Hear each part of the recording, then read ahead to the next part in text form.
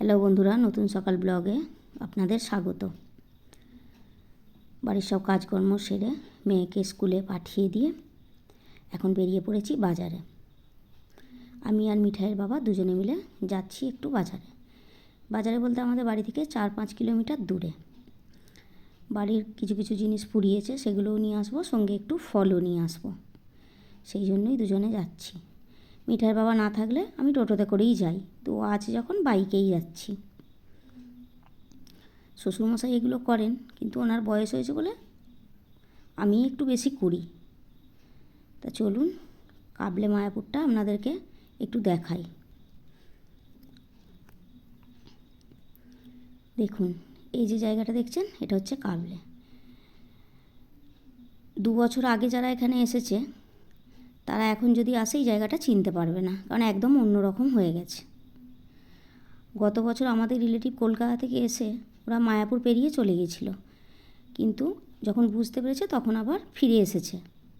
এসে তারা সেই কথাই বলছে যে জায়গাটা একদম চেনা যাচ্ছে না। আমরা এখন যাচ্ছি কাবলের ওপর দিয়ে।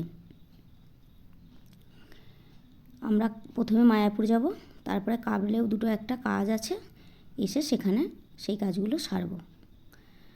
সব থেকে বড় কথা, মায়াপুরে আমাদের এখানে একটা রবিবার হাট বসে, জানেন তো? হাটটা হচ্ছে গরুর হাট, কিন্তু প্রচণ্ড ভিড় হয় এই হাটে। আপনাদেরকে আমি একদিন এই হাটটা ঘুরিয়ে দেখাবো। তো এই দেখুন সামনে যে আসছে, এই যে আমরা কাবলে পেরিয়ে এবার মায়াপুরের দিকে এগিয়ে যাচ্ছি। ওই যে সামনে দেখতে পাচ্ছেন, ওই জায়গাটা হচ্ছে মায়াপুর।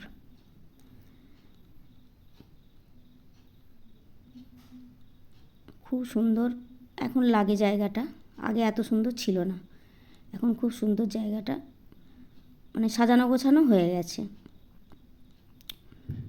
তো চলুন বাজার টাজার যা দরকার আছে সব করে নিয়ে আপনাদের সঙ্গে আবার দেখা করব।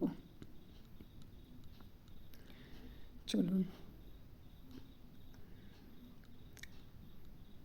আজকে রাত্রে আমাদের বাড়িতে কচুরি হচ্ছে। এই যে কচুরিটা হচ্ছে, এটা হচ্ছে ময়ন ছাড়া। এটা মিঠাইয়ের বাবার জন্য হচ্ছে, কারণ ওর একটু তেল খাওয়া বারণ। তাও আমাদের এই শীতে 3-4 বার এতদিনে কচুরি হয়ে যায়, কিন্তু এবারে এই মিঠাইয়ের বাবা আসার পর একবারই হচ্ছে।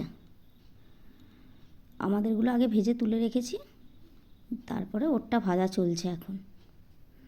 চলুন আপনাদেরকে দেখাই কচুরির সাথে কী কী তরকারি আজকে উপরওয়ালা কী কী আমাদের কপালে আজকে জুটিয়েছে। চলুন দেখি। যে এইদিকে বেগুন ভাজা আছে, বেগুন ভাজা হয়েছে। আর এইটা হচ্ছে আগে ভেজে রেখেছি, এটা আমাদের কচুরিটা। আর সঙ্গে আলুর দম।